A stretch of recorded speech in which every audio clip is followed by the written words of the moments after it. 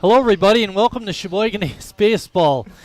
And happy Father's Day to all the fathers out there listening and watching our game. Today, the A's will play a doubleheader against the Kenosha Kings. These two teams played yesterday and split. We'll have a little more on that as we go along. Let me give you the starting lineup for the Kenosha Kings. They have Joel Cotty, a former Sheboygan kid, playing shortstop, batting leadoff. Jarrell McDade is out in center. Sean Rigsby is in right, batting third. Luke Juarez is in left field, batting fourth. Batting fifth, the first baseman, Bryce Lenz. Mikey Shore is at catcher.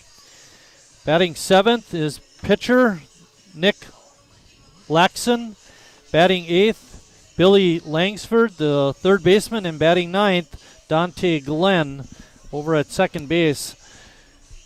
Defensively for Sheboygan, they have Jimmy Jurgensen at first, Riley Palmquist at second, Harry Stelt at third.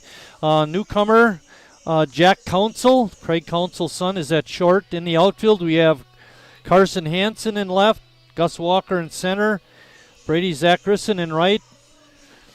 Justin Schnell is catching, and Eric Schmitz is pitching. Charlie?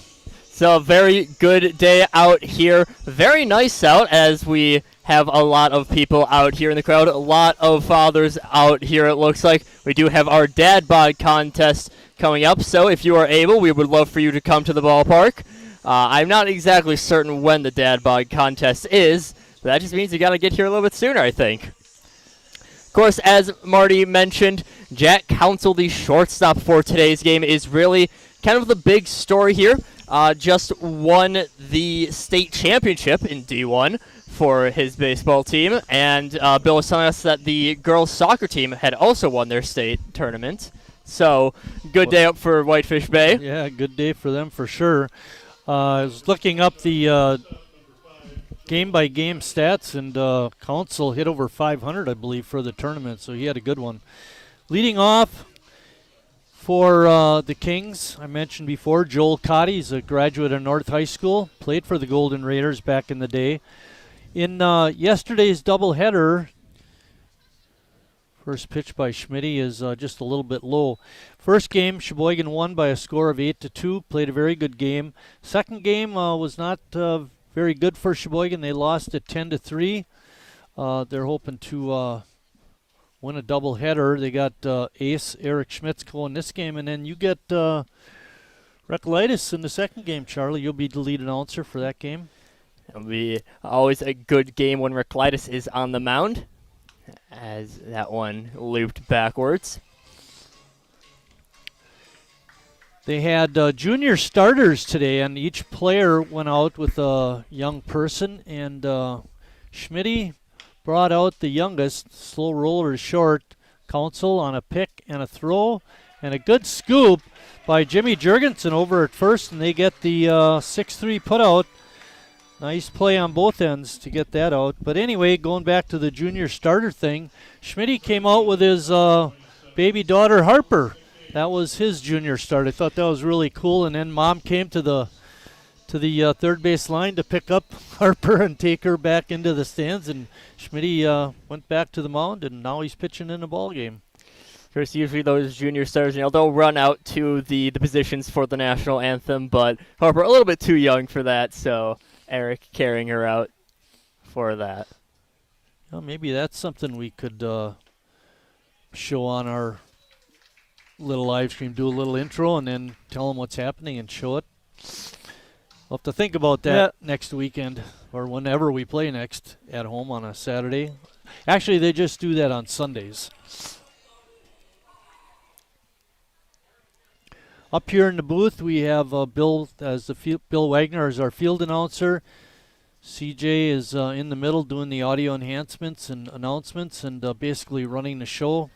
Our troubleshooter par excellence. And then down on our end, you have me, Mike Martin, Charlie Heim, and Lucas Schulze from Lutheran High is joining us up here. He's running the camera, so any complaints about the camera work, send them to Lucas. This time we can't blame it on me like we have been able to for most of them. We also have a female up here. It's a little unusual. We don't know. Do you have a name? Katie. Remember the rules, Katie. Little pop-up by Jarrell McDade is caught easily by Jimmy, and that brings up Sean Rigsby.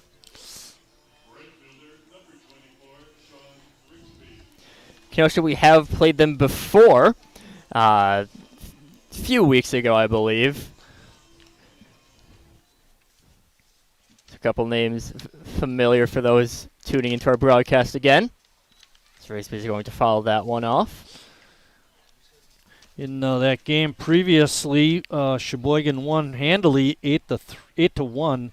They scored 5 runs in the second inning and then 3 more to put that game away. Schmitty was the starter and winner in that day. Hansen hit the home run. You remember that one out to right field? The very first, yeah, second plate appearance, but second first plate at bat. appearance, but right.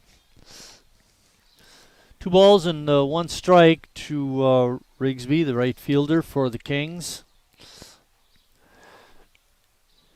Probably the highlight of the season so far for Kenosha was they had an early season 4-game set against Lombard, the perennial champion of the league, and they beat them 3 out of 4, Charlie. Very impressive because, if I recall, Kenosha, not always not always near the top of the league. So being able to topple someone who has been champion for the past 10 years, I think. I think it's like 19 out of the last 21.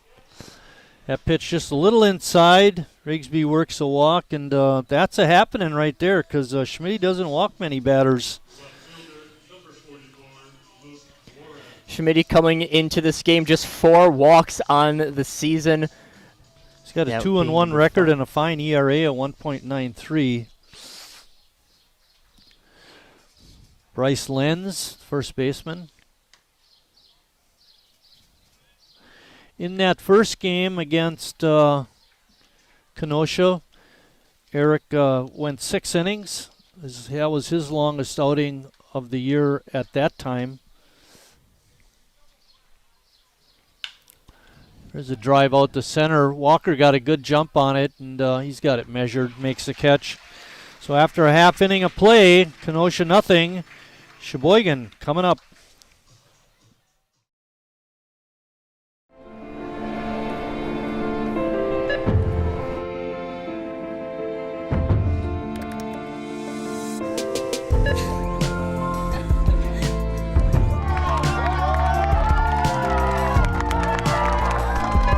Whenever you shop Meijer, you help support programs like Boys and Girls Clubs and Girls Who Code that show kids they can dream anything and do even more. Carrier asks, what does comfort mean to you? We know it means more than just the temperature. And the people who invented modern air conditioning keep inventing new ways to make you comfortable. Carrier, turn to the experts. For your heating and cooling needs, call Advanced Comfort Systems, Sheboygan's only Carrier factory authorized dealer.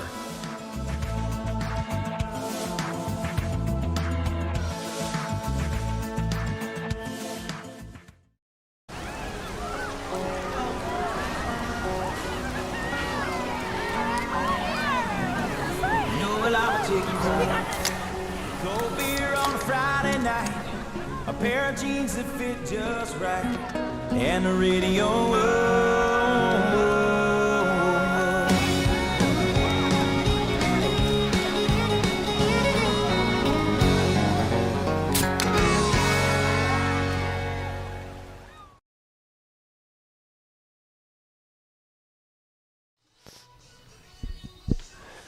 That game against Kenosha that we won 8-1 was on June 10th. It was part of the State League Challenge weekend.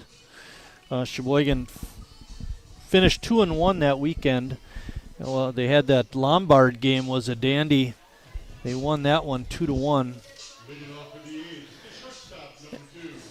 And right now, one of the already getting a little bit of ovation from the crowd that we have Jack Council on board. Again, we mentioned at the top of the frame that he has had a very impressive year in high school before. This past year, I did find his stats on the year. All right, Had a great. 270 average, 404 on base percentage, and 335 slugging. Walked about twice as much as he struck out, and of course was a state league champ. But the thing with Council is that was one of his worst years as a varsity player. For his career on varsity, 377 average. Wow. And before the game, as that one is reaches out. That's a short, and making a nice catch out in left field was Juarez. I thought Council was going to be able to dump one in there, but Juarez closed the gap and made the catch. Talking to CJ and Denny Moyer prior to the start of the game, they said that Council was really hitting the ball hard in batting practice. And Denny said he's the real deal. Tim Moore saying much the same when he came up here to get the lineups handed over to the press box. That strike evens the count at 1-1. Carson Hansen comes into the ball game hitting .214. He's a better hitter than that. You can expect his average to go up. Just a bit of a slow start to the year in terms of making contact, but when he has made contact, still very well. A 500 slugging percentage is nothing to sneeze at for all of that.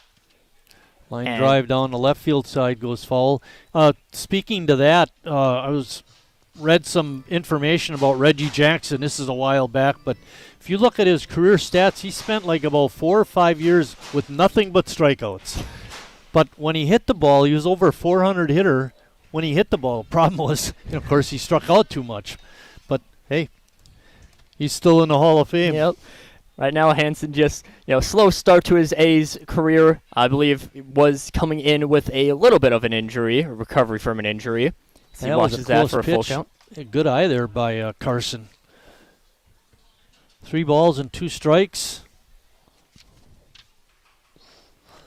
Laxon winds and delivers. And that pitch is outside.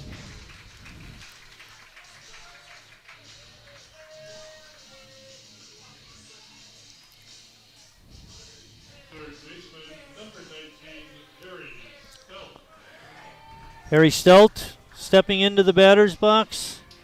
Harry up to 326. Now, just to preface this, our stats are a little bit out. We don't have the stats from the last game, or including There's a last drive game. out to left, but again, that'll be caught. Sounded good off the bat. Sounded very good off the bat, but right away, Harry knew that was going right to Juarez in left field. Didn't really, very slow to leave the batter's box. Not much need to there. Next up is Brady Zackerson. He's Northwood's cleanup hitter. Nice to have Northwood's cleaning products sponsoring.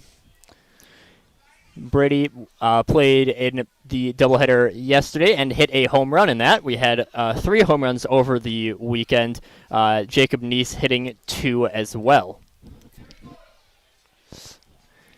Hansen not taking a real big lead over at first. To see if he's going with 2 outs. Get himself in scoring position for Brady.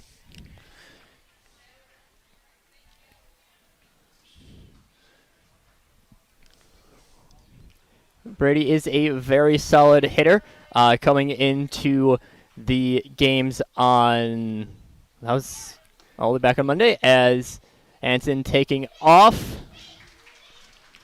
Hansen with a stolen base, got a good jump, and the catcher not able to make an accurate enough throw. Shore behind the plate for the Kings. So runner in scoring position, and Brady's got a favorable count too. 2 balls and 1 strike. That's exactly what you want to see from Brady, one of the top RBI hitters on the team. Now, didn't we find out right before the start of this game that Jacob Neese had 2 home runs yesterday? Yep, 1 in each game? Yep, Jacob Neese 2 home runs, 1 in each game. Brady had the 1 home run in game 1. And Jacob's going to get an opportunity right here. Sheboygan really working the count, making Laxton work for each at bat, and getting those that pitch count up, something that is always very crucial to have, especially in, I believe these are 7-inning games, because we do have a doubleheader tonight. Yes, 7-inning games. Important to get the lead early, but it's even more important to have the lead at the end. Yep. First pitch in for a strike. Hanson on at second. Brady Z. That ball takes a high hop over the second baseman. And Hanson with good speed is going to come in and score for Sheboygan. Base hit RBI for Jacob Neese. And that one, just a very difficult hop on that one. Not exactly the hardest hit ball out there, and it was, it looked like it was going, just right up the middle. Second baseman, Devontae Glenn, looked like he could have gotten up to that, but just sometimes the baseball can do that when it's rolling off the grass. It can take those weird hops, soared right over Glenn's head. If he makes that play, if he's able to get it, he probably would have had a simple toss to second for the force out, but once it got by him, there's another hard hit ball. Glenn makes the play, and that's the inning for Sheboygan, but not before they come up with a run after one complete. Sheboygan 1, Kenosha nothing.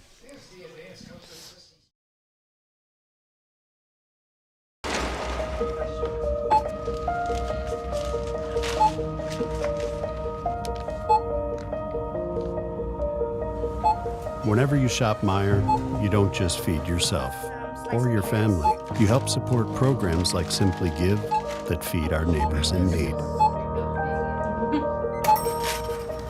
Thank you.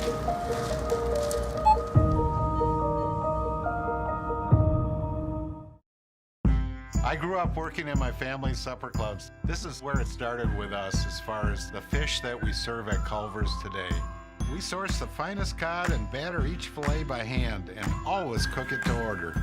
That beautiful golden brown color and flaky on the inside. The fish fry is a Midwest tradition. It's about families coming together. I love bringing this tradition to guests everywhere. Mom and Dad would be proud. Welcome to Delicious. Wingism number 1, the Flavor Saver.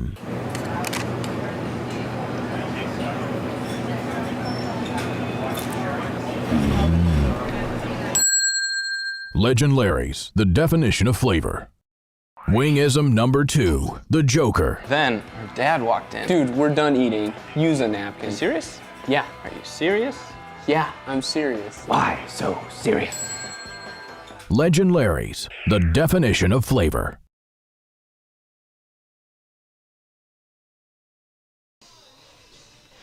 Back here at Wildwood Park, where Kenosha is getting ready to start the top of the second. Bryce Lenz, Mikey Shore, and Nick Laxton will be the first 3 hitters, hopefully the only 3 hitters. Always would be ideal to get that 1-2-3 inning. Shore and Laxton, people we did not see in our previous Kenosha game, but Lenz right here, we did see. 0 for 3 on the day for that game. That one. Ball is fouled down the right field side. Didn't quite make it to New Jersey Avenue. Stayed in the bullpen area. Stayed in the park. So we're holding off the which sponsorship is it that we have for the Myers Lakeshore Auto Glass sponsorship? Not seeing that quite yet. Not yet. But it's Meyer Family Day today. Meyer Family Day. A lot going on. One of which was the junior starters. It's a little looper out to short. Council racing back and makes the one-handed grab. Good range shown there by Jack Council. Made it look easy, actually. That one, as a viewer, it might seem like that's a fairly easy one. Not hard hit, but, it's one of those things where it's it's a weird angle to get at. Well, the key is getting a good jump on it. And we saw that in the first inning with Gus Walker on that out number 3. Deep fly ball to center, but he took off right away. And the same with Council. Had a good jump on it and was able to make the grab. Schmitty's still working. Schmitty, not really all too much of a strikeout or walk guy. Only 14 strikeouts in 14 innings. Now 14 strikeouts in 15. Jimmy racing over, but the ball was out of play. So Schmitty, one of those If you pitch to want contact to know people. opposite ends of the spectrum on this, we got Schmitty who tries to do it with a lot less pitches, and then there's Brad who doesn't care how many pitches he throws. Brad Reinfleisch, Tim Moy, when he came up here for the, pitched 150 pitches, I believe, on Wednesday night. or Thursday. It's Thursday, sorry. Yeah, Thursday, 150 pitches. Oh, wow. And now Tim Moy said Lucas, that. you'd have been pretty busy that night with your pitch counter. And then when Tim Moyer came up here for the lineups, he said that Brad offered that he could do one more inning in relief today. Oh, wow. So I saw him out there. He was hitting infield practice prior to the game. Acts as a player coach in many respects. And we had mentioned earlier in the season that he coaches baseball at West Bend West High School. Oh, a change up there. Got him. Shore, swing and a miss. First strikeout for Schmitty. Schmitty, one of those pitch-to-contact pitchers. You're not going to see too much off-the-bat impressive or off-the-pitch impressive stuff, but it's just a lot of stuff that you can never really get too good of contact on that. This pitch is inside. Coming in with a 1.07 whip, so meaning that he allows around one base hitter per inning. And that's good. Very good to keep that number low. 2 strikes on the hitter. Nick Laxton, the pitcher. Called, strike 3. So Schmitty ends the second in grand fashion with a couple of strikeouts. We're going to head to the second when we come back.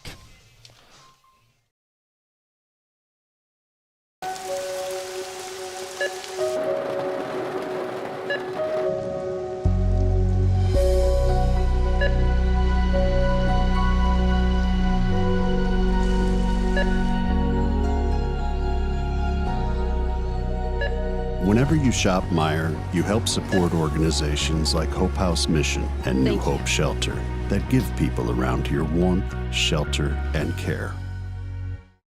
Me smells the great taste of Sheboygan. What does it take to stay in business for 75 years? It's not only featuring USDA choice beef. It's not caring about every single one of our 30 varieties of bratwurst. Nope. After being family owned for 3 generations, we've learned it's about you. At Miesfeld's Market, we give back to the community and our customers always come first. Since 1941, we've been feeding our neighbors, so come by and see what we've got today. Wingism number 3, the Peter Heater. Oh, so hot. Oh, so hot! Legend Larry's, the definition of flavor. Wingism number 4, tea time. What are you, having tea with the queen?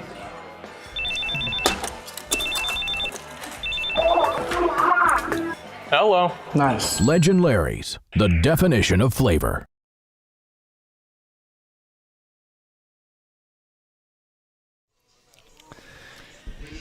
Coming into Riley the Palmquist will lead off the second inning. We got some information between innings about yesterday's doubleheader. Charlie, why don't you give us some of that info?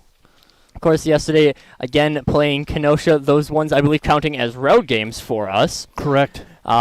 In the first game, we had Dylan Davis with the start. However, did not get a decision on there. Swing and a miss from Riley. Michael Martinez coming in relief and picking up the win. Meanwhile, in Game 2, Jimmy Jurgensen pitching to start off the game, but Dustin Silvosky did come in for some relief in that one. Given the score, you probably figured Jimmy got the loss, unfortunately. But we don't know that for sure. We'd have to ask Bill. Bill did tell us that Jimmy was credited with the loss on that one. Okay.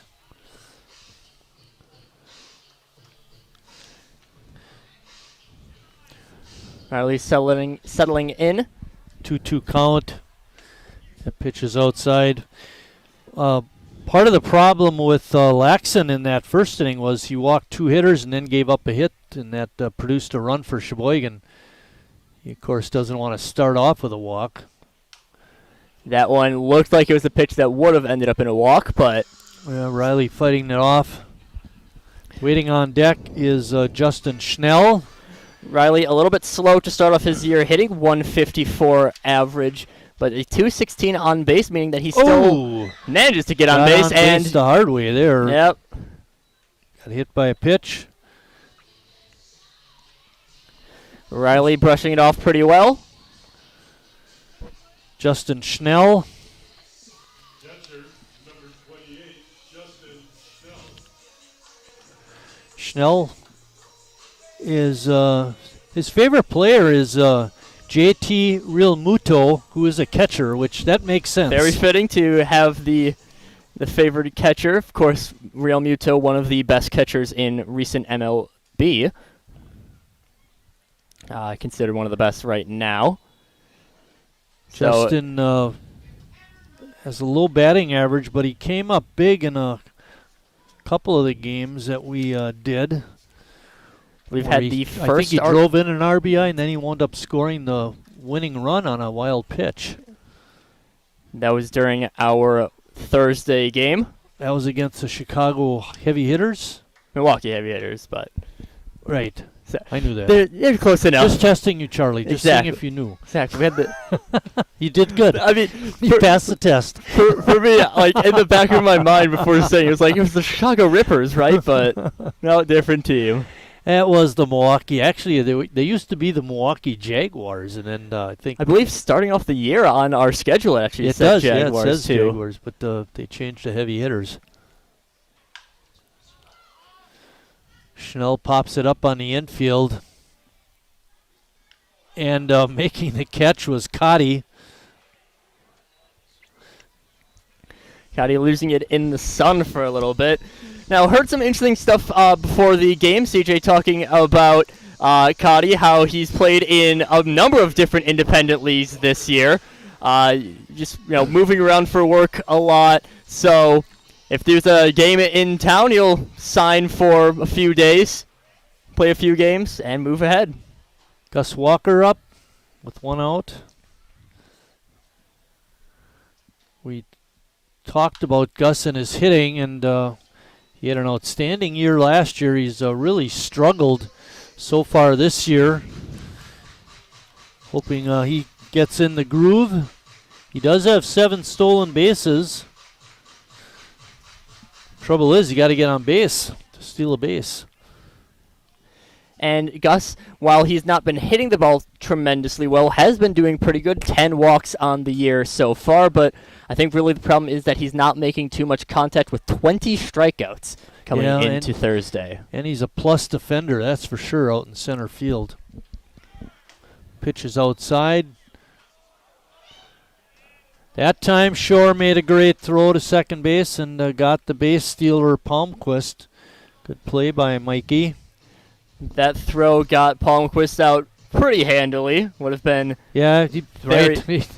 Second, the person who had the ball was just kind of waiting there to make the take. Couple feet ahead was the throw. Walker with a line drive out to right. And making the catch out there was Rigsby. And that ends the top of the second inning. When we come back, Sheboygan will... when we come back, it'll be Kenosha up in the third inning.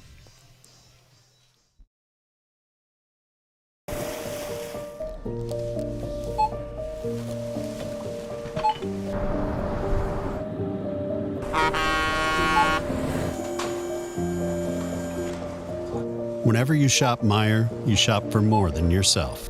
You help support sustainability in all our communities. Thank you. Today, tomorrow, and for years to come.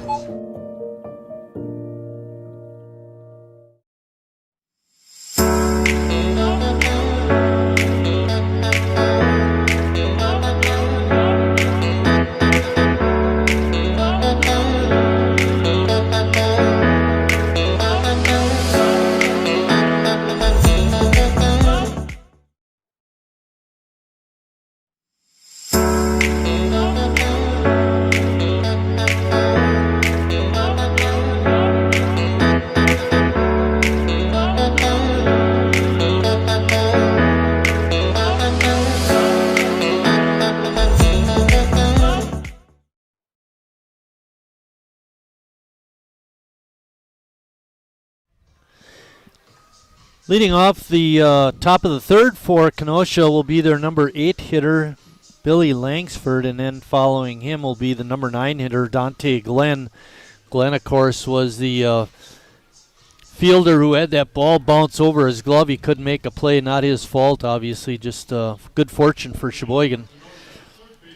That's just something that you kind of see a lot. A lot of fielding has a bunch of different things with it. The outfield, they have a lot of ground to cover. The catcher has one of the most difficult jobs, partially because they have to crouch the whole game. They usually call the game, but the infielders can get some weird bounces as that one flies off. So you never really know where the ball's gonna go.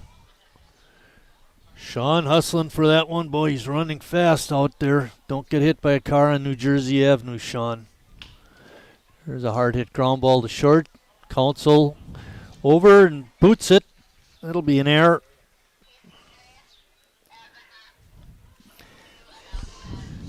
And that brings up the number 9 hitter, Dante Glenn. That ball, a bit of an awkward angle. Council not quite able to wrangle it up.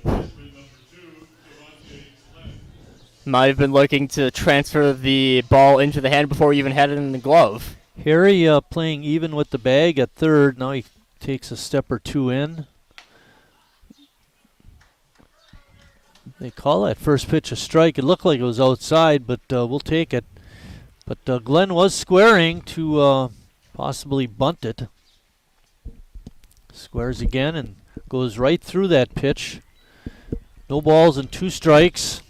Harry will, in all likelihood, move back a few steps, and he does. Middle infielders are both deep, and the outfield is straight away. We have game time. I'm sorry. Go ahead, Charlie. We have seen through a while as that one is flied up that sometimes a shift will be employed, but Riley not able to get to that one. Yeah, it's going to be a little bloop hit. Neither Jimmy nor Riley able to get to it, and that's not good when you get your 8 and 9 hitters on base. Schmidt's going to really have to work hard now. He's got Cotty, the leadoff hitter, up next, and Joel's a good ball player. Good effort by Riley and Jimmy, just not able to come up with it. That one just a very awkward positioning for the hit. Riley, a little bit of a dive for it, but I think he had it in his glove for a little bit, but just ended up falling out. No error because of the difficulty of the play.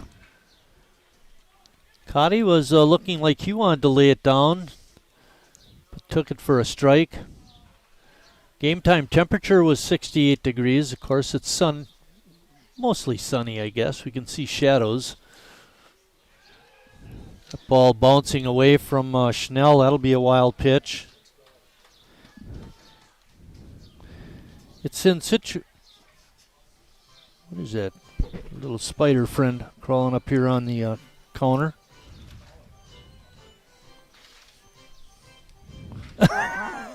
He's friendly. Yeah. got a spider joining us on call. The count is 1-1, and with all the things that have gone on so far this half inning, Kenosha has runners on second and third, and there is nobody out.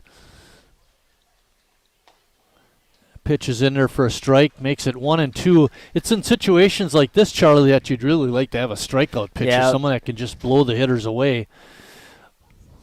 Sometimes the pitch to contact, not the best approach to that one. Popped up, but I don't think Jimmy will be able to get to it. It's out of play.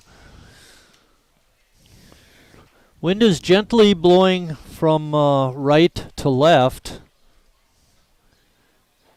Lucas, can you give us that shot where we can see the flag? There you go. Be able to notice that. It's a little bit difficult to see. It's pretty zoomed out on there. Warm enough that we have some of the windows completely out also helps our view of the game. Right. That might be where our new co-anchor came in. What I think is the best part, the best help, is that the windows are clean today. Yeah. And the screens, too. Did take some time earlier in the week to clean them. 2-2 pitch coming up. And Cotty fouls it straight back. Waiting on deck is Gerald McDade. Seems like our 8-legged co-host has disappeared again. Might have come in from the open window, but who knows? It's a screen. How could he get through that? Well, that open one. Right? Oh, called strike 3. Cotty tried to check his swing but couldn't. And it goes down as a strikeout. And that'll bring up McDade, who popped up to Jimmy in his first at-bat. McDade, we did see in our previous game against the Kings, had a single in that one. Was 1 for 3 on that game. Pitch on the outside corner for a strike. Good pitch by Eric Schmitz. Schmitz keeping his consistent 1 strikeout per inning going, though last inning had 2 to make up for not getting 1 in the first. There's a slow roller on the infield here. He'll have 1 play. He gets the batter at first on a 5-3 putout, but a run does score. We're all tied up at 1. Langford Dante Glenn ends up at third, Charlie, and you're right, Sean Rigsby is up. Rigsby walked his first time. Billy Langford managing to reach on that error by counsel, so I believe that this run was not earned? Correct. He reached on an error. Sometimes the earned run rule is they're a bit confusing sometimes. It can get to be pretty daunting when you get hits and errors mixed up and walks and, fielders' choices and wild pitches and pass balls. Which CJ insists no pass balls ever happen. Right. Always the pitcher's fault, to quote CJ directly. Can't hear him on our broadcast, but that's maybe better that way. We can parrot what CJ and Bill say. Some of it, at least.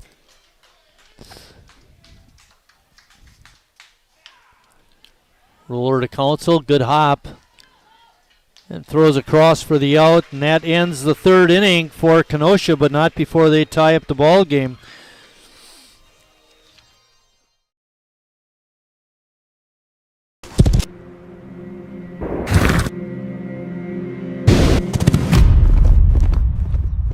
Let me tell you a story about a beer rooted in the heart of America, found in a community where a handshake is a sure contract, brewed for those who found opportunity in challenge and hope in tomorrow, raised by generations willing to sip, share, risk, remember. This is a story bigger than beer. This is the story of the American spirit.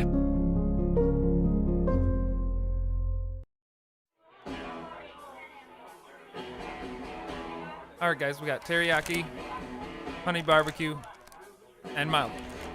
Enjoy.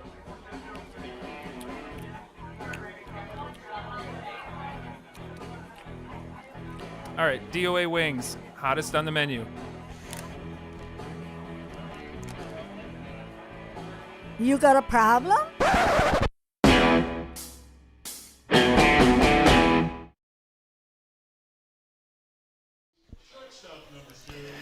Leading off the 3rd inning for Sheboygan will be Jack Counsel. Charlie, you got some information on him. We did manage to get one of his, we did manage to get a bio from that. We did mention before from Whitefish Bay. He's actually committed to the University of Michigan. And, of course, did go through some of the other questions that we had as he'll line that one just past Counsel. just past Glenn. Another hard hit ball. So, you know, hey, it's Father's Day today, Charlie. Father's Day. What do you think the most popular gift is for dads on Father's Day? Most popular? I mean, you always have the people who are like, I don't know what to get my dad. You'll just get him a tie. It's fine. Oh, bango. Good job, Charlie. I also may have read the answer. Hey, don't tell them that. They don't need to know that. Council taking a big lead has to dive back in. Council very fitting to make his debut on Father's Day. His favorite team is the one that his dad manages with the Milwaukee Brewers. Well, Carson Hansen is batting. He walked and scored back in the first. But going back to Jack Council, he's a Brewer fan, obviously. His dad manages the Brewers. Who do you think would be his favorite player? I mean, you would think that maybe, you know, if it's, we've seen people do like all-time players, maybe, you know, lay one up for Dad. No, not quite, but still. We can give our fans a clue. Jack's playing shortstop for us today. Who plays shortstop for the Brewers when he's not hurt? Well, yeah. And he almost never is hurt because I think this year was the first. Council running on the pitch. It's hit up in the air. And the center fielder makes the catch, McDade. And I don't know if you noticed this, Charlie, but the shortstop went over to cover the bag, and he put his glove down on the bag like there was going to be a play made on him. And he knew it was hit out to the outfield, and Council had to really be cognizant of what was happening so he could get back. I was going to mention that as well. You know, I'm not sure, because a very minor thing, but, you know, if that's not too high of a pop fly, you know, that one, just that little pause that Council has, you know, sliding, making sure where the ball is, that could lead to a double play. But yeah, exactly. Ball a little bit too high hit from Hansen. Good play by Cotty, too, to try and deke him, but Council was up to it. That pitch is a wild pitch. And ends up getting to a second regardless. Harry flew out to left his first time. That was a ball that sounded very nice off the bat, but was right over to Juarez. Juarez pretty much not needing to move at all for that one. Did we mention that Council's favorite player is Willie Adames? We did not. We gave the hint, but we were still waiting on. So we got that taken care of. Only down. Very good shortstop for the Bears. Jack Council. Hopefully going to be a very, very good shortstop for Sheboygan. Yeah, we can only hope. Talking with Harry before the game. That ball is up the middle and through. Council is racing around. Boy, he's got good speed. That throw is way high all the way to the backstop. And Harry is going to trounce down to second base. Give Harry a base hit and an RBI. Council running hard on that. And then Harry goes to second base on the I believe that's E4. Was it the short? I believe it was Glenn that made the throw. All right. So error on second baseman Glenn allows Harry to move into scoring position. And that brings up the Northwoods cleanup hitter, Brady Zackerson. Cotty nearly making a very good play, but dive. You know, he stopped it a little bit, slowed it down, but still rolled out to the outfield. Right. And it was a good effort by Cotty, and Council really showing his speed on that. He was going all the way. No difficulty in scoring that one. The run not coming off of that error, but Harry advancing to second from the error. So Council's run counts as an earned run, as did the run back in the first.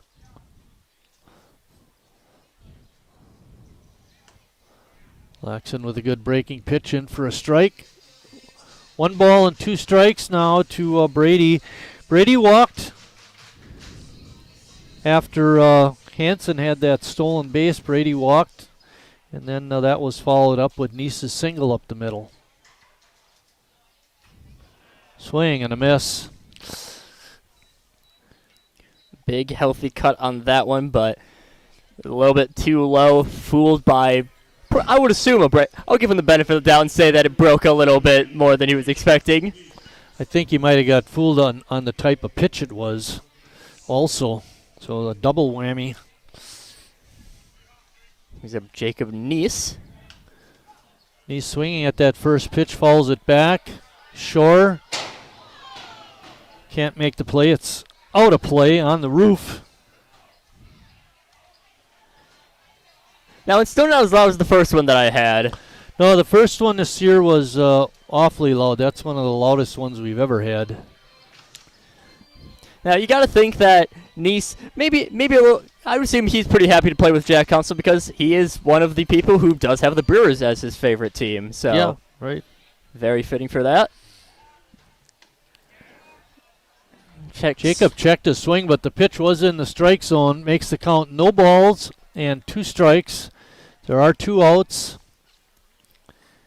Harry still at second.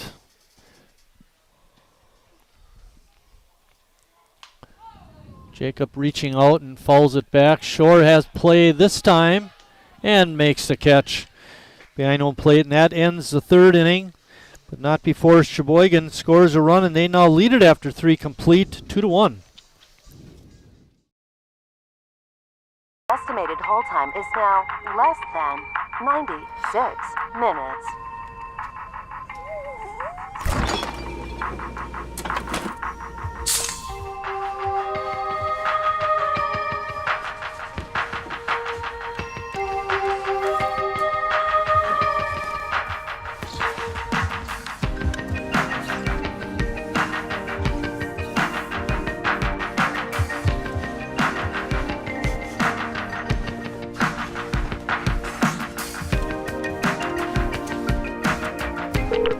We thank you for your patience.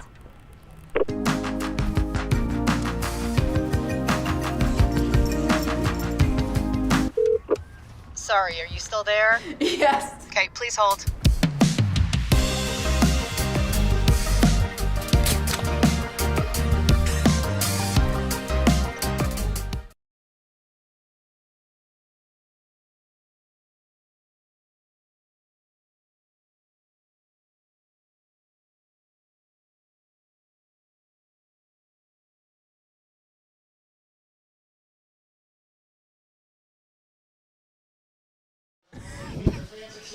We're celebrating Father's Day here at the ballpark. It's Meyer Family Day, but our trivia question regarding Father's Day, trivia question number 2, who is the founding father of the United States?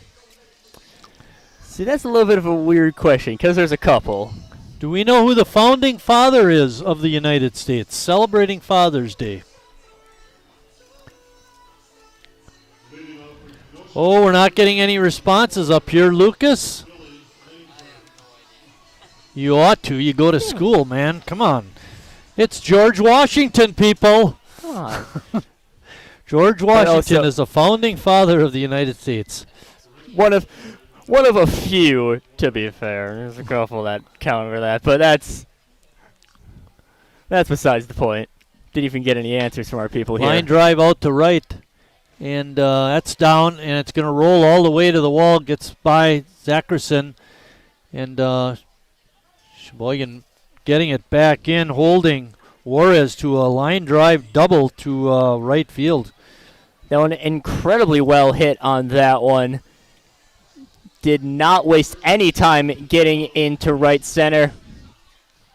Brady, I think, thought that he might be able to catch it. So I don't know that he thought he was going to catch it, but you know what I thought he thought is that he would be able to cut it off. Yeah, ends up, you can kind of see, didn't quite have the angle, and you realize that. So yeah, it was. They did well to hold Juarez to a double, and Gus Walker got to it first actually, and did make the strong throw to the infield, and Juarez knew better than to try and test the arm of Palmquist. No balls and 2 strikes to Bryce Lenz. Juarez did also play in that first game, had a single. Was 1 for 3. Good stop there by Justin Schnell. Lenz hit that little pop-up into short left center field that Jack Council was able to retreat on and make the catch. He's 0 for 1 in this ball game. Hanging curveball drilled out to left. Juarez only able to advance to third base, but now the Kings have runners on first and third and nobody out. That hit pretty well from Bryce Lenz right in the gap between Council and Harry, but Carson Hansen's arm enough to dissuade Juarez from going any further. Mikey Shore up. Shore struck out his first time. Here's again a situation where strikeout would be would help a lot. And taking off on the first pitch is Bryce Lenz. He goes in to second with a stolen base. No throw by Schnell. Good decision. Uncontested. Kenosha thinking, all right, we have the stolen base.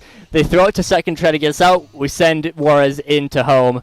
Instead, they'll be willing to get 2 runners in scoring position.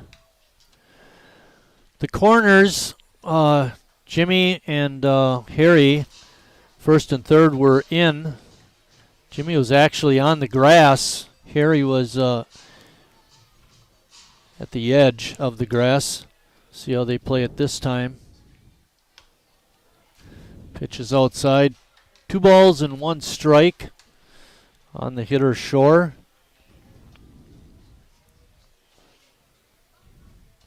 Sheboygan up by a run.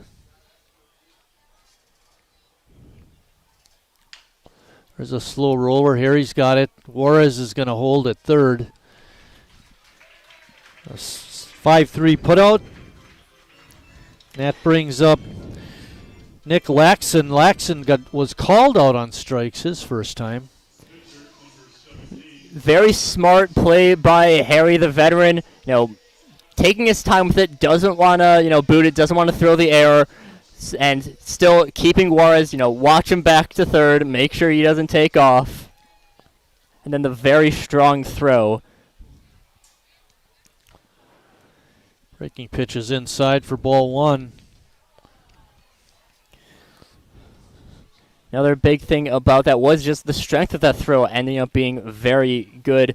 Really speeding, making sure that you can get the runner out. So Harry trusting in his arm strength on that one. Another breaking pitch by Schmitty, and that one a little bit outside. Makes it 2 balls and no strikes. It's a big pitch coming up right here. Laxon will be waiting, ready to hit. That good one. Fastball, but Laxon was late on it and fouled it off. That one a very nice hit, but again, a foul. Brady was quick to getting there just in case. You never know right off the bat if you're an outfielder. Harry's even with the bag at third, as is Jimmy over at first. Bounce right up the middle. Good play by Schmitz. Looked the runner back and then made the play at first base. And another big thing about that was Schmitty being willing to make that jumping catch for it. That gets past him, then the run still scores regardless. Yeah.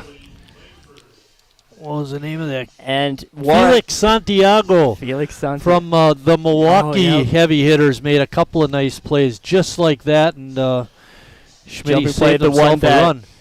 One that thudded off his chest on a sharp ground ball. That was a different game, I believe. I don't think that was... I believe that was still him. Think it was him? I think so. Okay. But just a very smart play by Schmitty to keep Juarez. Juarez was willing to go, did take a few steps out for it, but... It almost looked like Schmitty could have went after him, but I thought he made the right decision. Was an easier out at first. And anyway, Kenosha still has runners on at second and third, but now there's 2 outs. Billy Langsford up. He reached on an error in the third. Pitch is up high. 1 ball and 2 strikes.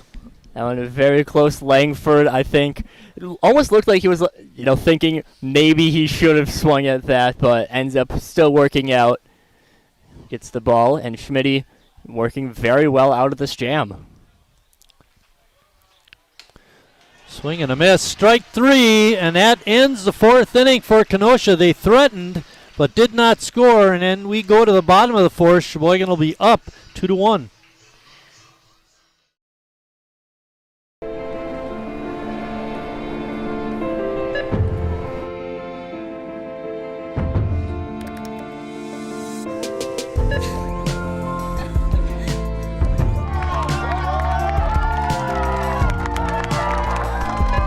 Whenever you shop Meijer, you help support programs like Boys and Girls Clubs and Girls Who Code that show kids they can dream anything and do even more.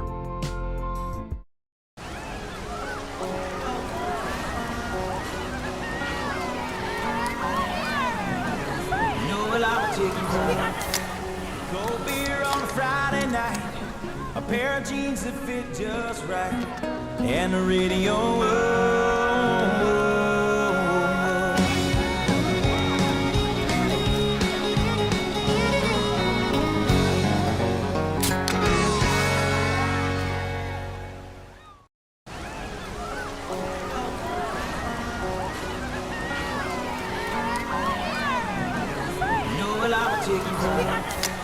Cold beer on a Friday night, a pair of jeans that fit just right, and the radio.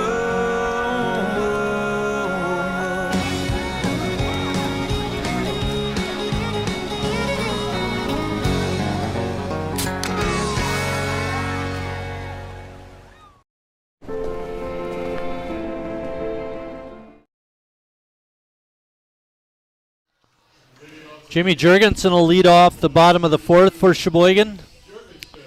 Jimmy over at first base today. He started one of the ball games yesterday. Game 2. Jimmy with a healthy cut and a swing and a miss.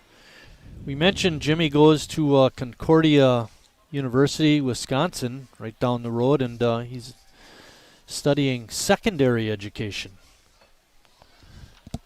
That means he wants to be a high school coach or teacher. Of course, I'm here because communication major. I did initially go to school for being an education major, so always really. You could be secondary education teaching broadcasting. It's a good idea.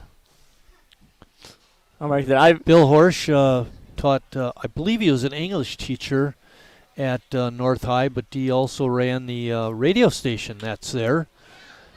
Oh, Jimmy with a deep drive to left, and that ball's out of here. A home run to the opposite field for Jimmy Jurgensen. Oh, my.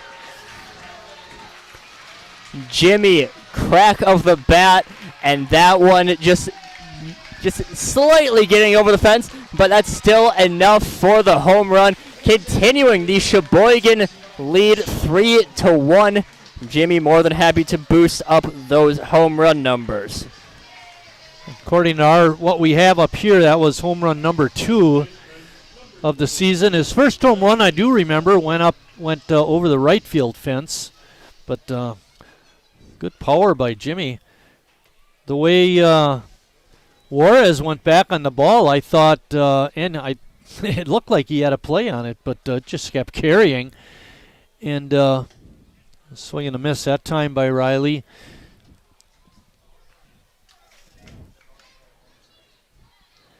And Riley, a lot to keep up with following the home run. Does actually have one on the year. Riley got on base his first time up. He was hit by a pitch and then was thrown out trying to steal. But that's got to be deflating for Kenosha, Charlie, having that great opportunity to score some runs in the top of the 4th, being down only 1. Now all of a sudden they find themselves down 2. A line drive and making a nice catch was the Kenosha Kings pitcher, Nick Laxon.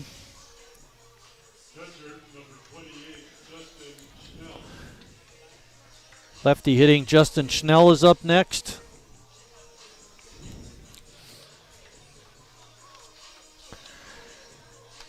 Schnell, a Fond du Lac kid.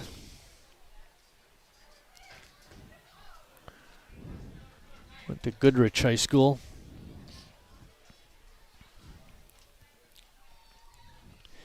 Schnell, a very strong defender behind the plate for Sheboygan.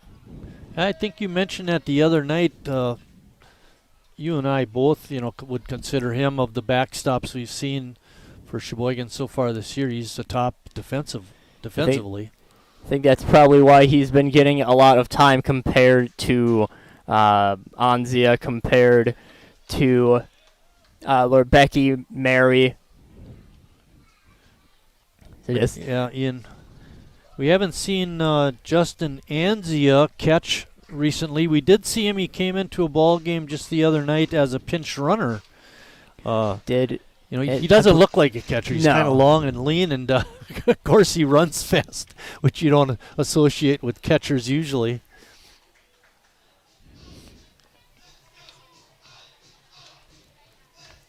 Sheboygan on top, 3-1. We're in the bottom of the fourth inning. Nick Laxon still on the mound for the Kings. That one goes off his toe. He's able to recover and make the play. Laxon very active on the field today. Yeah, man, they're coming out. Make sure he's okay. Actually, I think with the catcher he walked out and he said, "Is the ball okay?" So now I'm wondering if you could have like steel-toed cleats. That would be really interesting. If you're a pitcher, you might have some kind of a extra covering or material on the toe of your shoes so you don't wear it out so fast. Because when you follow through your back foot, the foot that's in contact with the rubber drags on the ground and before it comes around. And there's a drive into left center field, high and deep. That's going to get down for extra bases. Gus hustling and Walker into slides into second with a double. And Gus, we were talking between innings following Gus Walker's line out to end the second that, while he has had a lot of strikeouts, another thing is that Gus has hit the ball very well, but a lot of times it was just right at the defender. But that time, getting it in the gap and his speed, able to turn that into a double, even with a very good cutoff by Juarez. Jack Council up. He has an opportunity to get his first Sheboygan A's RBI. Anything hit to the outfield, Walker has an excellent opportunity to score. Council takes that first pitch for a strike.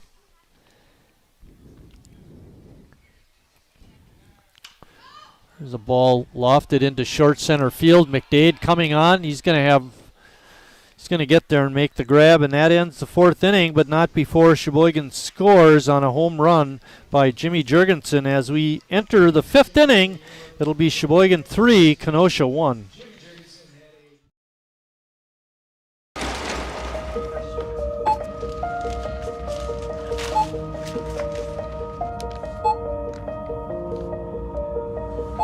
Whenever you shop Meijer, you don't just feed yourself or your family.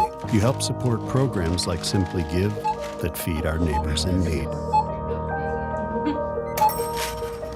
Thank you.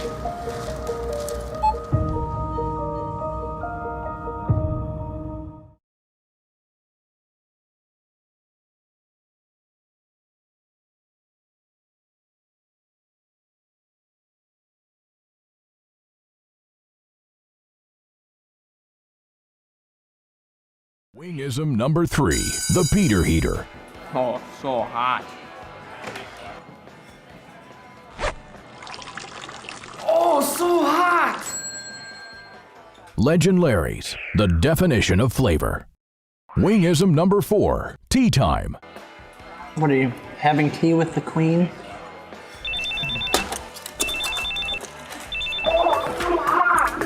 Hello. Nice. Legend Larry's, the definition of flavor.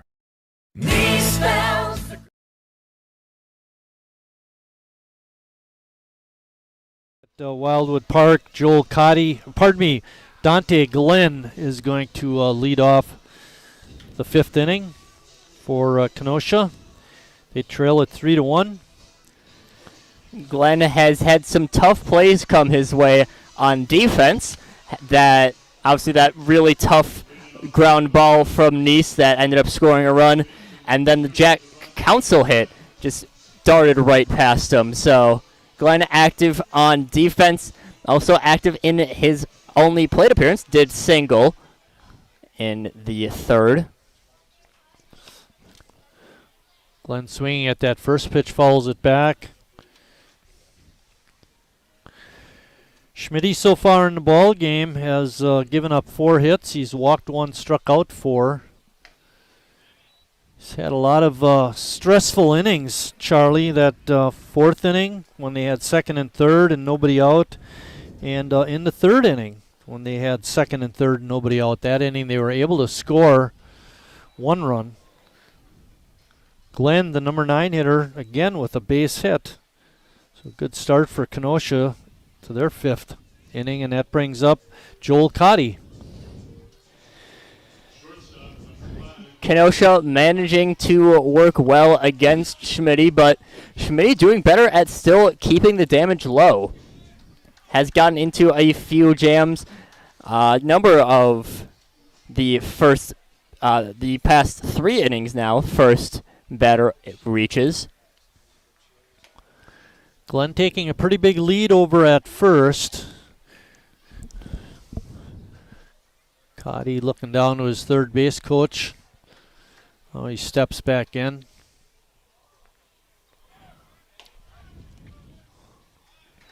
Took a very big secondary lead on that one. Well, yeah, he actually started running. I thought he had a great jump, and then he just stopped. Fooled some of the people out here in the crowd here at Wildwood.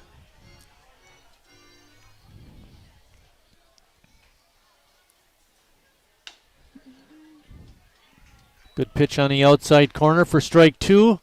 Makes the count 1 ball and 2 strikes. Cotty, a strikeout victim, his last time up. That pitch just a little further outside. A good tease pitch by Schmitty, but Cotty not offering. 2-2 pitch coming up. Schmitty not really looking to pick off Glenn over at first. Pause for a while. Cotty out in front of that pitch, but he hit it hard. Lakeshore Auto finally getting their sponsorship reel out here. I think that's the first time today. You know, I think the most impressive part about that foul ball was CJ actually remembering to play the the audio clip.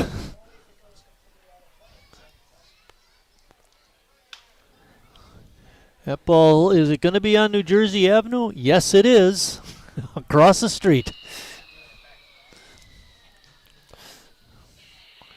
Cotty played his high school ball at this field, Charlie, when he played for North. I think his coach would have been Chris Wright. Up the middle. Schmitty able to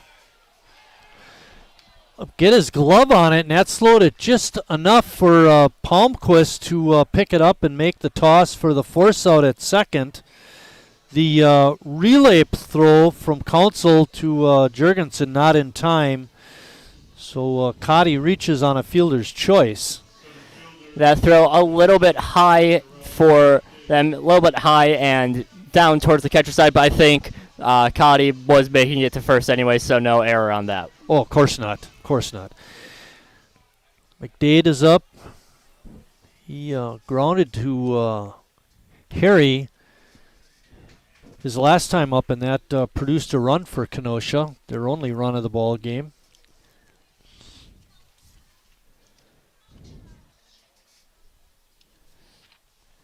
Did see him have a nice ranging play before. That's a double play ball. And it is 6-4-3, ends the 5th inning for Sheboygan. And when they come up to bat in the bottom of the inning, they'll be up 3-1.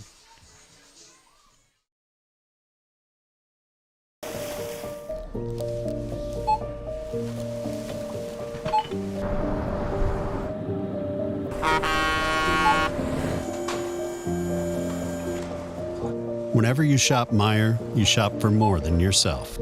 You help support sustainability in all our communities. Thank you. Today, tomorrow, and for years to come.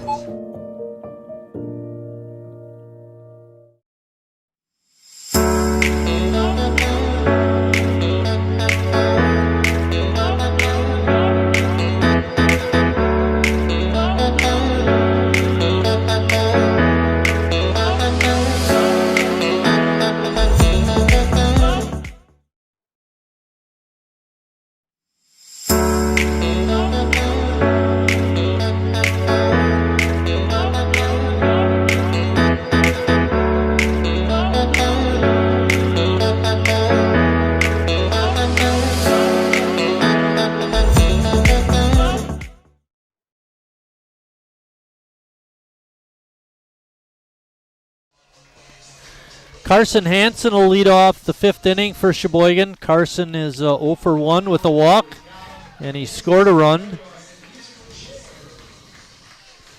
Schmidt had a good defensive work behind him that last half inning. Had 2 potential double play balls. First one not successful, but second one, when they reversed the order of the middle infield, ends up working to get him out of the inning. Now it brings up Carson Hansen. We did, he's been in a few games, but I believe it's the first time that we actually have a bio for him. Yeah, I kind of made up my own just so I'd have a slip of paper for him, but he actually filled this out prior to the game. We mentioned earlier, he is from Pewaukee and went to Pewaukee High School. There's a drive out to deep center field. Nobody's going to get that one. Ball is up against the wall. And in with an easy stand-up double is Carson Hansen. They're starting to get the deliveries of Laxon, and they've been hitting them hard the last couple innings.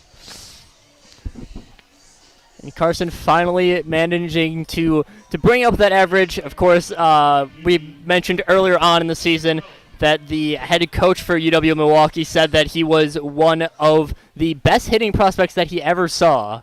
So Hansen had the slow start to the year, but now with a double, very nice there. I mentioned this earlier, I was talking with Harry prior to the game, and he actually sold his landscaping business. He's working with another company that deals with landscaping, but they make most of their money shoveling snow, believe it or not. And I was thinking, boy, that's a little iffy because sometimes we don't get a lot of snow. But he said they have almost all the contracts in West Bend for shoveling, and they do just fine. And in the summer, they dabble in landscaping. So Harry's staying active in winter, at least. Yeah. A little bit difficult. He did tell me, because I said, I can't imagine you doing all this bull work and then coming to the baseball games to play. And he said it's not so bad now. This job he has now, it doesn't require a lot of bull work, like you might think. So it's a little better for him.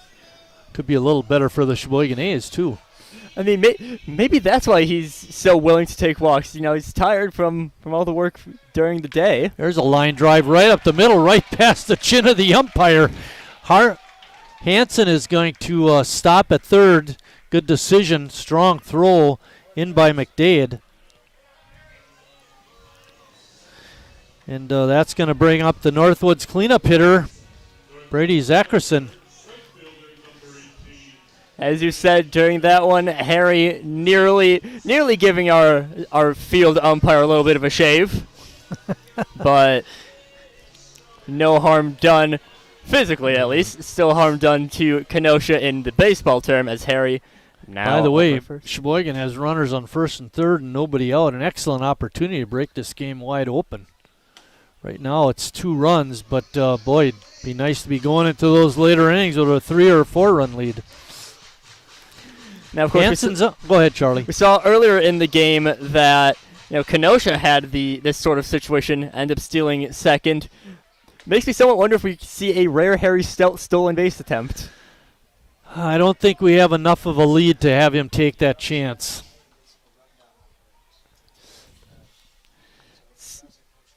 CJ saying that if Harry were to do that, try to do a purposeful rundown to save some time for Carson Hansen. Geez, CJ's over there talking like he actually knows baseball. I thought you were a hockey guy. Yeah, well. CJ is right. They have done that rundown play. Not too much this year. I think it went on a little more last year. 3-1 to Brady. He's looking to get a big base hit. He's 0 for 1. There's a drive out to center field. That could produce a run. Hansen tags, and he makes it in time. Very strong throw, but not in time. And Sheboygan adds another run. They're now up 4-1. As you said, a very strong throw. I feel like that played a little bit closer than Carson Hansen was expecting. No slide on that one, and just a few feet off. Yeah. You're right, and it's a lot closer than I thought it was going to be, too. 1 out. Harry's still on first. We got to run in, and Jacob Neese is up. Jacob had a RBI single in the first. Not able to check his swing on that first pitch, so it's no balls and 1 strike. Harry not taking a real big lead over at first.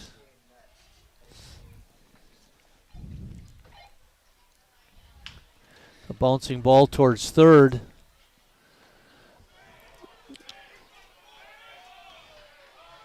They're saying the throw to second was not only in time, but also the fielder kept his foot on the bag. It looked like the throw did pull the Glenn off the bag, but when he made the catch, his toe was still connected, so it's an out. And Jacob is on at first on a fielder's choice. And it seemed like Harry agreed with that call. He was already heading out before the call was fully made. Right, yeah. And that does 2 things. Number one, it confirms to the umpire he got it right, but more importantly, it lets the fans know you don't need to bike on the umpire anymore. They had me. So and that's part of good sportsmanship, being a smart player. And if we're feeling a little bit cynical, we could just say, just joking around a little bit, we could say that Harry just didn't want to be on the base paths anymore. Yeah. But I'm sure he enjoys it. Not so much any attempted stolen bases, but I'm sure you'd appreciate it more if you could just hit a bunch of home runs. Yeah, exactly. Jimmy got a home run his last at bat. Let's see what he does this time. No balls and 2 strikes.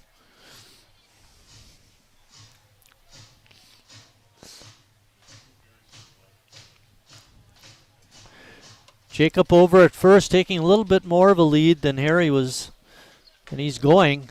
Shore with a good transfer and throwdown, and waiting to make the tag was Cotty, and they get Jacob on a stolen base attempt. When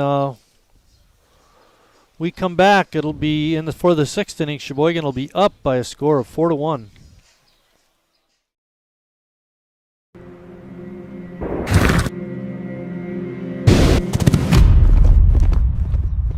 Let me tell you a story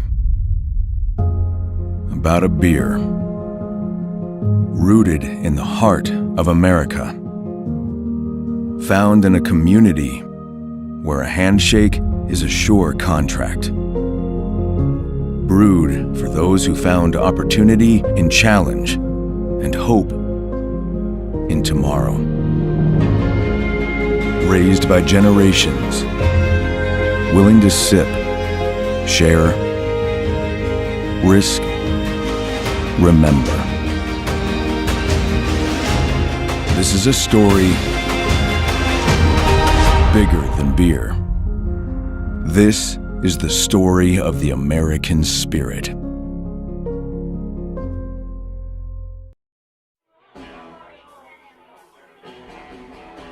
All right, guys, we got teriyaki, honey barbecue, and mild. Enjoy.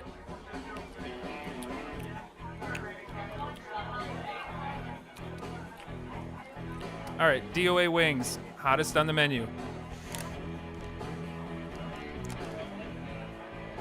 You got a problem?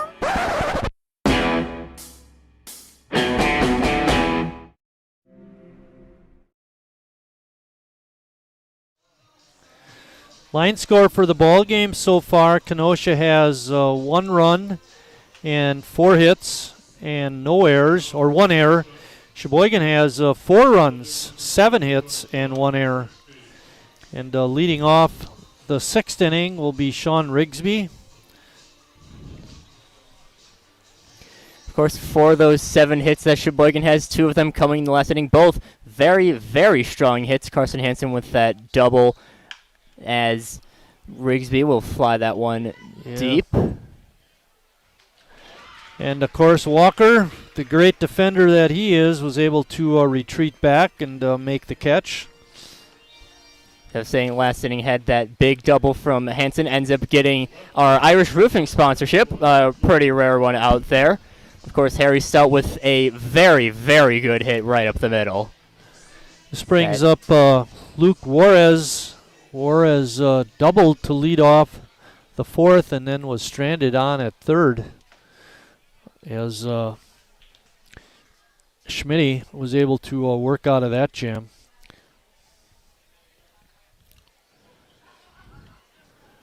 Ranking pitches in for a strike. No balls and 2 strikes. Nice to get that leadoff hitter out.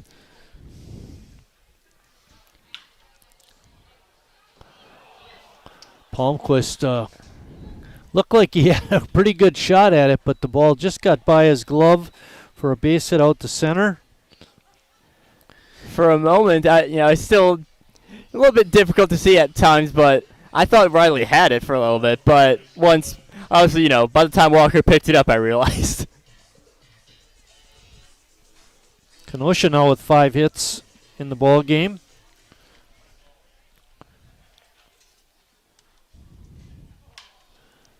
Ball's hit out to right. Brady Z has it measured. Makes the grab. Really something that we've been seeing a lot these past few innings is that both teams are making very good contact lately. Part of that, I think, Charlie, is as you see a pitcher more often, you start to get used to his pitching and you get better whacks at it. And Kenosha certainly has hit the ball pretty nicely here in this 6th inning. Again, Schmitty able to have that ball tip off his glove and made it a little easier play for Palmquist, who gets the force out at 2nd. And as we head to the bottom of the 6th, Sheboygan will still be up 3 runs. Estimated hold time is now less than 96 minutes.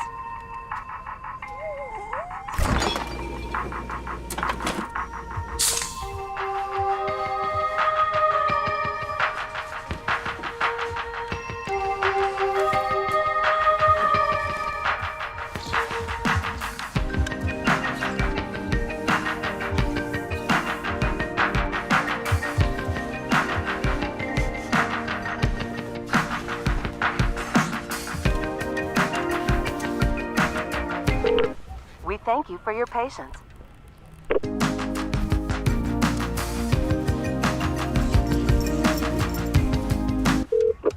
Sorry, are you still there? Yes. Okay, please hold.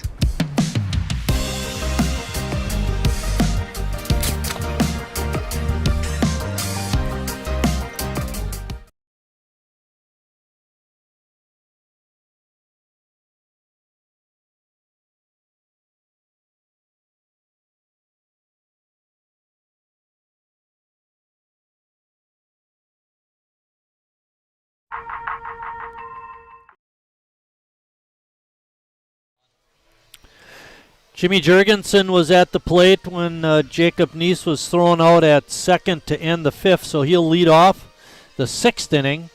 And then it'll be Riley Palmquist and Justin Schnell after him. Not always too common that you see the last batter face an inning be the first face in the next, which is sometimes that can happen with those stolen base attempts. It's an 0-2 count, I believe, on that one as well. Nick Laxon still on the hill for the Kings. He's given up 7 hits, 4 runs, all of them earned. He's walked 2, struck out 1, and of course allowed that Jimmy Jurgensen home run. Jimmy hoping to repeat that. Was getting the rare opportunity to have a little bit to basically have a free at bat last time, where he can, again, as you were saying at the top of the inning, we can start seeing the pitcher a little bit more. Yeah, we were talking that seemed like Kenosha was hitting the ball pretty hard, and we have too. But as you get deeper in the game and you see a pitcher 2 and 3 times, you get used to him and usually get better swings at his pitches. Of course, along with that, the pitcher getting a little bit more tired. They might not be able to hit their spots as much as they want to. Exactly. So as the game goes on, as a pitcher pitches more innings, it becomes a lot more difficult for them to keep up their pace. Count now to Jimmy is 3-0. Sheboygan has played a fine game so far, and they've got great pitching from Eric Schmitz. Schmitty so far has given up 5 hits, 1 run that was not earned. He's only walked 1 and has 4 strikeouts. Jimmy with a high fly ball out to right. Rigsby back on and makes it just in front of the fence, right down the line, right in front of that 320 sign. Boy, oh boy. I wish the wind would have been blowing from left to right. That might have carried it out of here. But that not the case, and Rigsby making a good play. That one just about as close as you can get to a home run. Yeah, not have it. Brings up Riley Palmquist 0 for 1. You talk about Sheboygan hitting the ball hard. Riley in his last at-bat hit that line drive right at the ankles of Laxon, the pitcher, and he was able to make the catch. If he doesn't get his glove on it, it's out into center field for a hit.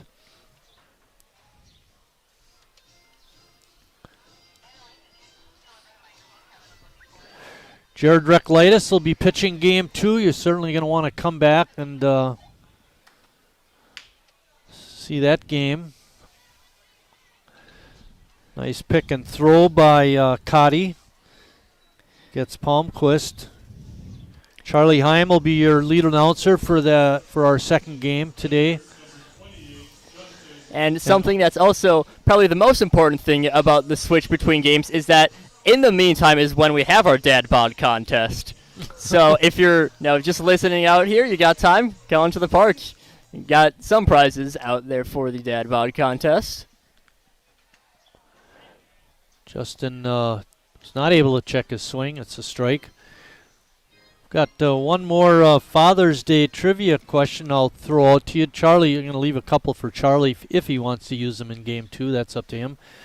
But Father's Day is the 4th largest holiday for sending cards, according to Hallmark.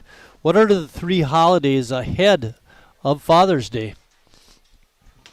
I can see the answer, so it doesn't really. Yeah, Charlie, keep your mouth shut. I'm not going to say what they are. We're going to give some of the people out there. Yeah. Bill might want to try and chime in on that one. Christmas is one. Okay. Yeah. So Bill got one. Christmas. You can ask help from CJ. Bango. That's number 2. Mother's Day. What's the third one? What'd you say? Oh, what's your name, champ? Huh? Dave. Dave back in the box. Got the third one, Valentine's Day, and we got our answer out. And Justin Schnell ended the inning as we head to the 7th. Sheboygan up 4-1.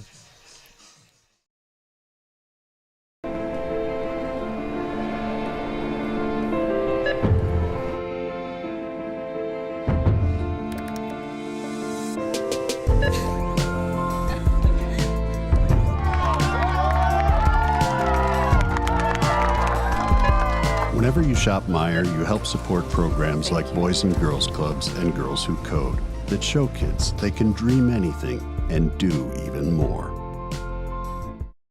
Carrier asks, what does comfort mean to you? We know it means more than just the temperature. And the people who invented modern air conditioning keep inventing new ways to make you comfortable. Carrier, turn to the experts. For your heating and cooling needs, call Advanced Comfort Systems, Sheboygan's only Carrier Factory authorized dealer.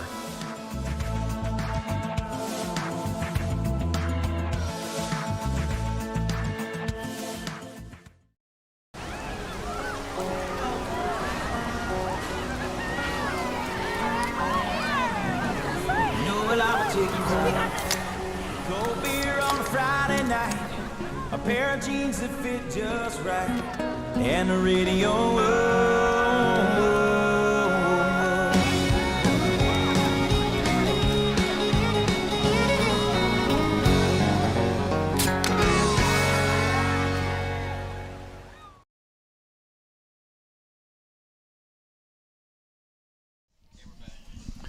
Brad Reinfleisch has come in to pitch the 7th inning. I'll give you Eric Schmitz's 6 innings of work totals. He gave up 5 hits, 1 run. It was not earned. He walked 1, struck out 4. He's in line to get the win should Brad Reinfleisch get the save.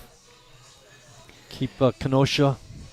Now, if I'm recalling from earlier on in the year, as we were talking about some of the stats from last season, Brad Reinfleisch was always very much, he wanted to insist that we remember that he had 2 saves on the year.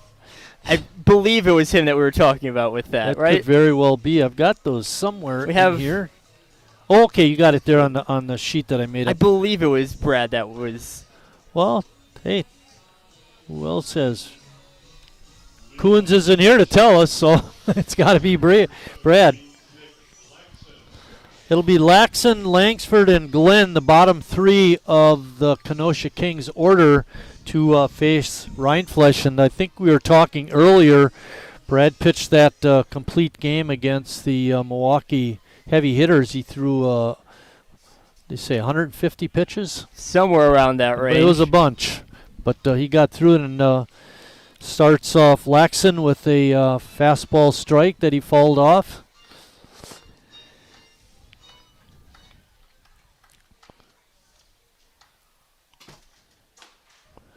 Another pitch in there for a strike. Brad, just a really interesting pitcher because, he throws a lot of pitches, lots of strikeouts, good chunk of walks, and he still pitches a lot of games as well. The second leading person in games played for the pitching staff last year behind Blake Coons. 1 ball and 2 strikes on the hitter.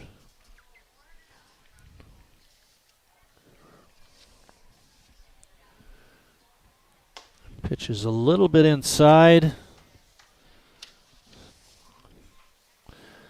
2-2 is the count. Let's get this first hitter. Infielders are all deep. Outfield is straight away.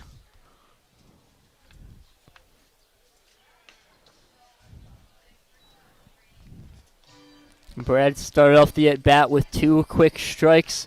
Now bringing it up to a full count is Laxon.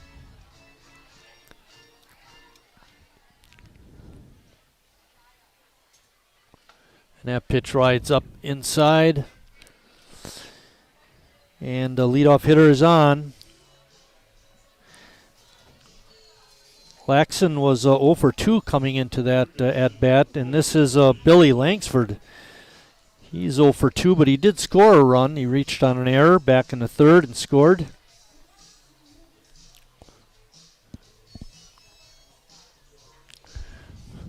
Council and Palmquist talking to each other, working out who's going to take the bag. A very strong bunt backwards. Langford at this point, I think, still just trying to move the runner over, try to, maybe they're thinking that. I don't like that move, though. If you're down 3 runs, you got to get base runners. You can't advance 1 runner. I'm thinking maybe the hope on that is, 1 run starts to build the confidence and you start snowballing from there, but as you said, very risky this late in the game to do that. Right, yeah, they don't have any. It's not like you're bunting in the 1st inning or 2nd or 3rd, but this is your last chance. You don't want to give away outs. Harry's even with the bag at third. I don't think he's going to worry too much about a bunt anymore.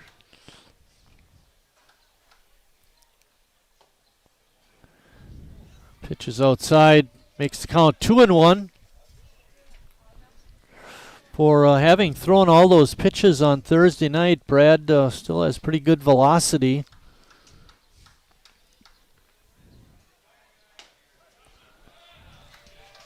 That's in there for a strike. 2-2 is the count. Laxon not taking a big lead over at first.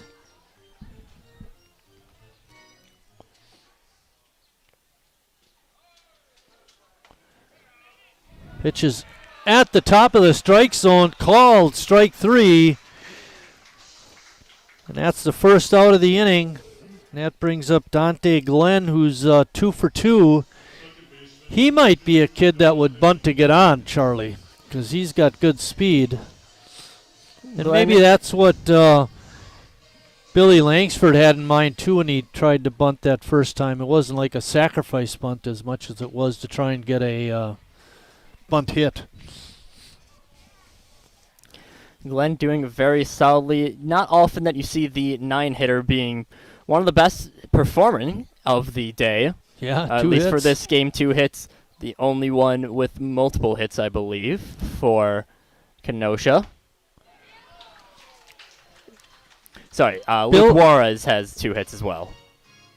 Yeah, you're right. Juarez has 2, Glenn has 2, and Bryce Lenz has the 5th hit. No balls and 2 strikes.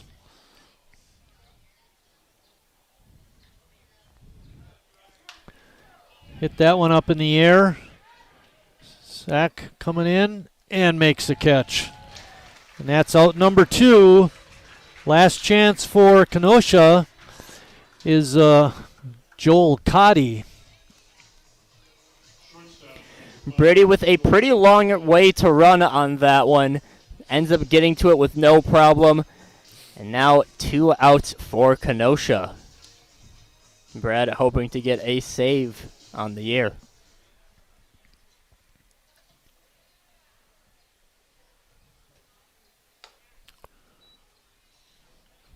First pitch is a ball. Mentioned before, Cotty, a Sheboygan native, played for Sheboygan North, but plays with Kenosha a lot of the times when he's out and about. But was in Sheboygan, so joined up with Kenosha instead. Line drive out to Palmquist. He takes it himself and steps on the bag for the force out, and that ends the ball game. Sheboygan a winner, 4-1. Line score for Kenosha, they had 1 run, 5 hits, and no errors, 1 error. And for Sheboygan, they had 4 runs, 7 hits, and 1 error. Sheboygan a winner. They've taken 2 out of 3 in this 4-game set against Kenosha, and we'll have game number 4 coming up in about a half an hour. Charlie will take the lead on that game. But again, Sheboygan a winner, 4-1. Schmitz with the win, Ryan Flesch with the save, and Laxon for Kenosha took the loss. Until that second game, we'll see you down the road.